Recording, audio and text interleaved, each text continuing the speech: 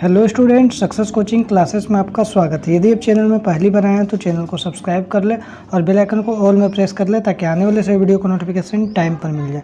आज हम डिस्कस करने वाले हैं क्लास 9th का चैप्टर नंबर 2 हिंदी का लहसा की, और चैप्टर इसका हम आपको वीडियो का ये पार्ट 2 है। पार्ट 1 में क्वेश्चन नंबर 1 से लेकर 35 MCQ आपको बता देंगे। ये हमारा पार्ट 2 है। पार्ट 1 नहीं देखें तो आपको सबसे पहले पार्ट 1 देख लीजिएगा। चलिए क्वेश्चन नंबर 36 से देखते हैं। सुमति कौन था? तो याद रखिएगा, लहसा की यात्रा में लेखक का साथी भी था, मंगोल भिक्षु भी था और एक पुरोहित भी था। तो इसका राइट आंसर उपयुक्त सभी हो जाएगा। आगे देखते हैं 37 क्या बोल रहा है।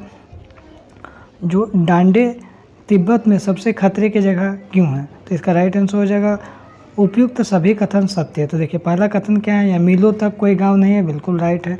यहाँ 16-17 हज़ार फीट की ऊंचाई है, तो ये भी बिल्कुल राइट है। डाकुओं के लिए सुरक्षित जगह, ये भी बिल्कुल राइट है। सभी कथन सत्य है। आगे देखते हैं, लेखक का घोड़ा कैसे चलने लगा? तो इसका राइट आंसर हो जाएगा धीरे धीरे चलने लगा। आगे देखते हैं 39 बोला, नेपाल तिब्बत के अलावा भी लहसा जाने का दूसरा मार्ग कौन सा था? तो याद रखिएगा, इसका जो राइट आंसर हो जाएगा हमारा ऑप्शन नंबर बी हो जाएगा राइट आंसर। आगे देखते हैं 40 क्या बोल रहा है।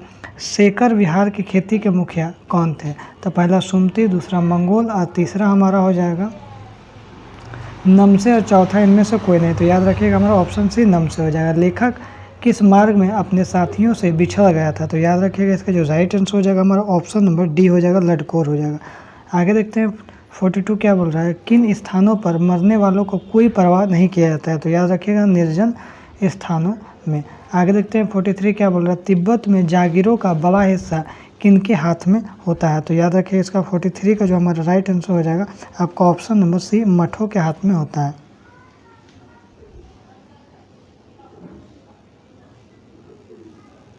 आगे देखते हैं 44 क्या बोल रहा है। किसको जितना जल्दी गुस्सा आता है उतना ही जल्दी ठंडा हो जाता है? तो याद रखिएगा सुमति, इसका बिल्कुल राइट आंसर हो जाएगा। कंडे का पारिभाषिक शब्द क्या है? तो याद रखिए, इसका राइट आंसर उपले हो जाएगा। आगे देखते हैं 46 क्या बोल रहा है। पाठ में तिब्बत की राजधानी का क्या नाम है? जो पाठ में तिब्बत की राजधानी का नाम क्या है? तो याद रखिएगा लहसा हो जाएगा। आगे देखते हैं, बोल रहा तिब्बत में किसके बारे में कोई कानून नहीं है? तो याद रखिएगा किसके बारे में कोई कानून नहीं है, तो आपका हथियार के बारे में कोई भी कानून नहीं है। आगे देखते हैं, तिब्बत की धूप कैसी होती है? तो तिब्बत का जो धूप होता है वो आपका कड़वी धूप होता है। आगे यदि देखते हैं, दूसरी बार यात्रा के दौरान लेखक कहाँ ठहरे थे? तो याद रखिए, इसका जो राइट आंसर हो जाएगा हमारा ऑप्शन नंबर एक गरीब के झोपड़े में ठहरे थे। आगे देखते हैं 50 क्वेश्चन क्या बोल रहा है। नेपाल तिब्बत मार्ग पर किस फौज का कब्जा था? तो याद रखिएगा चीन, इसका राइट आंसर हो जाएगा ऑप्शन नंबर बी।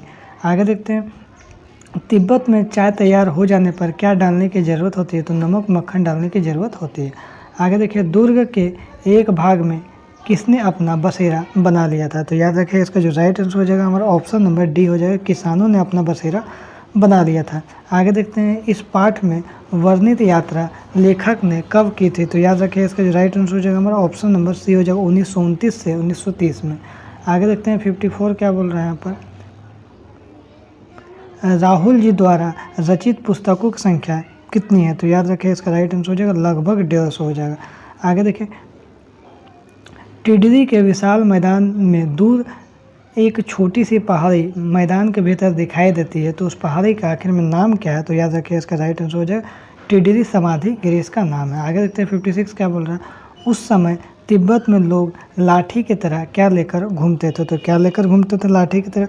तो याद रखिएगा पिस्तौल बंदूक दोनों को, पिस्तौल भी हो जाएगा और बंदूक भी होगा। तो ऑप्शन नंबर सी हो जाएगा, पिस्तौल बंदूक दोनों लेकर लाठी की तरह घूमते थे। सुमति ने कितनी टोकरी कंडे फूक डाले? तो याद रखिए, इसका जो राइट आंसर हो जाएगा हमारा ऑप्शन नंबर बी 2 हो जाएगा। आगे देखते हैं 58 जो बोल रहा है क्वेश्चन सी।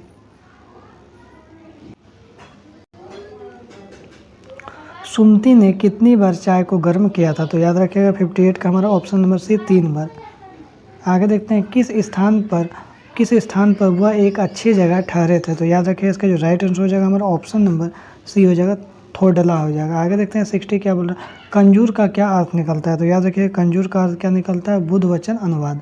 आगे देखते हैं, ठोडला से आप क्या समझते हैं? तो याद रखिएगा ठोडला से आप क्या समझते हैं? तिब्बती सीमा का स्थान। सत्तू किसे कहते हैं? तो याद रखिएगा सत्तू जो है किसे कहते हैं? तो याद रखिएगा भुने हुए अन्न का आटा को कहते हैं। गंडा का क्या अर्थ निकलता है? तो गंडा जो है उसका क्या अर्थ निकलता है? तो मंत्र पढ़कर गांठ लिया हुआ धागा, ये भी निकलता है। मंत्र पढ़कर घाट लगाया हुआ कपड़ा, ये भी निकलता है। तो ऑप्शन नंबर सी हो जाएगा। आगे देखते हैं। लेखक ने तिब्बत की यात्रा भिखमंगे के वेश में क्यों की? तो याद रखिए इसका जो राइट आंसर हो जाएगा हमारा ऑप्शन नंबर सी हो जाएगा। उस समय भारतीयों को तिब्बत यात्रा की अनुमति नहीं थी। आइए 65 में आते हैं। डंडे की ऊंचाई कितनी थी? तो याद रखिएगा डांडे की जो ऊंचाई कितना था? तो याद रखिएगा इसका राइट आंसर हो जाएगा 16 से 17 हज़ार फीट था। परित्यक्त का क्या अर्थ निकलता है? तो याद रखिए इसका राइट आंसर हो जाएगा जिसे छोड़ दिया गया हो। आगे देखते हैं। विकट शब्द का क्या अर्थ है? तो याद रखिए विकट शब्द का अर्थ होता है भयानक होता है। आगे यदि हम लोग देखते हैं 68 क्या बोला, इनमें से कौन श्वेत का पर्यायवाची नहीं है? तो श्वेत का जो पर्यायवाची श्याम नहीं होगा, बाकी उजाला भी हो जाएगा, सफ़ेद भी हो जाएगा, उज्ज्वल भी हो जाएगा। आगे देखिए वर किस प्रकार का शब्द है? तो वर जो है आपका सर्वनाम शब्द है, सॉरी वर बोल रहे हैं। वह किस प्रकार का शब्द है? तो याद रखिएगा सर्वनाम शब्द है। सुस्त का पर्यायवाची शब्द इनमें से कौन सा नहीं है? तो याद रखिएगा आपका राइट आंसर क्या हो जाएगा?